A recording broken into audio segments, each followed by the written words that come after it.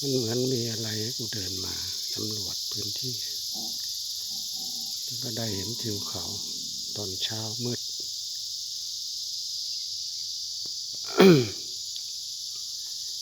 แถวนี้ก็อยู่กันแบบนี้ชุมชนอันนี้ขยายสุดแล้วได้แค่นี้เขาทั้งลูกโดนยึดครองเป็นที่ทำมาหากินของคนในหมู่บ้านที่กระจายหนีความแออัดออกมาอยู่บนเขาแล้วใครเห็นมั่งยอดเขาต้องตั้งใจดูนะครับเพราะว่า